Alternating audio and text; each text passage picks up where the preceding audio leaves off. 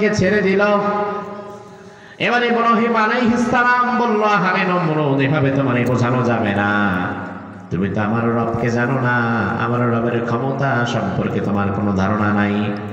ইব্রাহিম আলাইহিস সালাম এবার বলে, নমরুদ শোনো, আমার রব এমন রব, আমার রব যেটা পারে তুমি সেটা পারবা না। নমরুদ কয় কি সেটা? ইব্রাহিম আলাইহিস সালাম বললেন, قال إبراهيم فإن الله يأتي بالشمس من المشرق فأت بها من المغرب فبهت الذي كفر। ইব্রাহিম আলাইহিস সালাম বলে, নমরুদ শোনো, আমার রব এমন রব,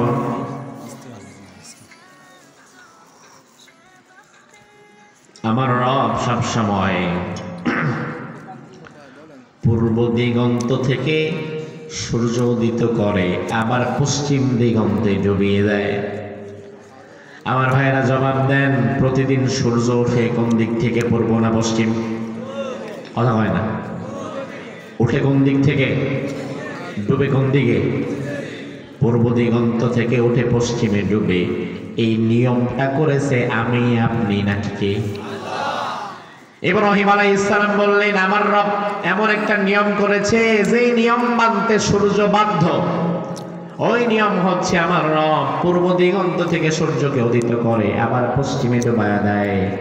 এখন তুমি যদি আমার রব হও, তাহলে একদিন আগামীকাল পারলে পশ্চিম দিগন্ত থেকে সূর্যদের ধইরা আনো, আবার পূর্বে ডুবাইবা।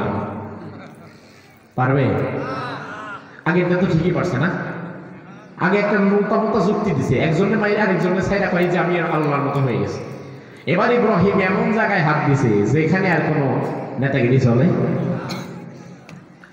এবার আল্লাহ বলেন, ফাবুহিতাল্লাযী কাফার, একবারে চুপ হয়ে গেছে নমরুদ, মুখে কোনো কথা নাই, কোনো কথা তার মুখে আর নাই। অবশেষে আমার আল্লাহ তাআলা বললেন, আল্লাহু লা ইয়াহদিল কওমাল যালিমিন, আমি আল্লাহ তাআলা কোনদিন কোন জালিম সম্প্রদায়কে হেদায়েত দেই না। আমার ভাইরা দেখেন, পুরা আয়াতটা যেমন তেমন, তবে আমার কাছে ব্যক্তিগতভাবে সব চাইতে কঠিন কথা হচ্ছে শেষ কথাটা, যেটা আল্লাহ বললেন, আমি আল্লাহ তাআলা কোন জালিমকে হেদায়েত দেই না। এই বিষয়টা শুনতে যতটা সহজ, আসলে ততটা সহজ নয়। আল্লাহ বলেন, আমি কোন জালিমকে হেদায়েত দেই না, তার মানে দুনিয়াতে যারা জুলুম করে, যারা জালিম হয়, সবার আগে তারা যেটা হারায় সেটাই হচ্ছে হেদায়েত। সবার আগে কপাল থেকে আল্লাহ হেদায়েত কেটে দেয়। দুনিয়ার কোনো খাজা বাবা দোয়া কইরা আর তোমার হেদায়েতের পথে আনতে পারবে না।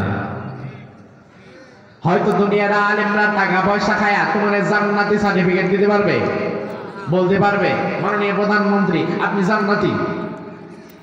বিগত দিনে এমন আলেমও কিন্তু ছিল, যিনি সরাসরি আলেমদের একটা সমাবেশে প্রধানমন্ত্রীর পাশে বসাইয়া সরাসরি প্রধানমন্ত্রীর জান্নাতিও বলে দিছিল। আসিল নাকি? তাইলে ওনার মতো এত বড় আলেম যেহেতু জান্নাতি বলছে, তাইলে তো জান্নাত আর ঠেকায় কে? বিষয়টা এমন অসম্ভব ভাই। জান্নাত কেন মামু বাড়ির মোয়ানা? আমি বললাম আল্লাহ মানে তুমি জান্নাত দাও, অথচ ওনার আমল ইমান যদি ঠিক না থাকে, আল্লাহ জান্নাত তো দিবে না, বরং আমার জান্নাত নিয়ে তখন টানাটানি রাখবো। তুই জালিমের জন্য দোয়া করলি কেন? কারণ জালিমের জন্য দোয়া করা যায় না, জালিমের জন্য দোয়া করা হারাম। কোরআনুল কারীমে আল্লাহ তাআলা একজন নবীর প্রসঙ্গে আয়াত নাযিল করতে গিয়ে বনী ইসরাঈলের একটা ঘটনা আল্লাহ তুলে ধরেছেন। সূরা আরাফের মধ্যে আল্লাহ বলেন, ওয়াতলু আলাইহিম নাবাআল্লাযী আতাইনাহু আয়াতিনা ফানসালাখা মিনহা فأتبعه الشيطان فكان من الغاوين। ও নবী, আপনি উম্মতদেরকে ওই ব্যক্তির ব্যাপারে শোনায়া দেন যেই ব্যক্তিকে আমি আমার আয়াত দান করেছিলাম, আমি আমার নিদর্শন দান করেছিলাম, অতঃপর সে আমার নিদর্শনকে রাখতে পারে নাই, সে তার নিজেকে বিক্রি করে দিয়েছে। এই আয়াতে মূলত আল্লাহ তাআলা যার প্রসঙ্গে কথা বললেন তিনি ছিলেন একজন মুস্তাজাবুদ দাওয়াহ, বনি ইসরাইলের সবচাইতে বড় আল্লাহর ওলি।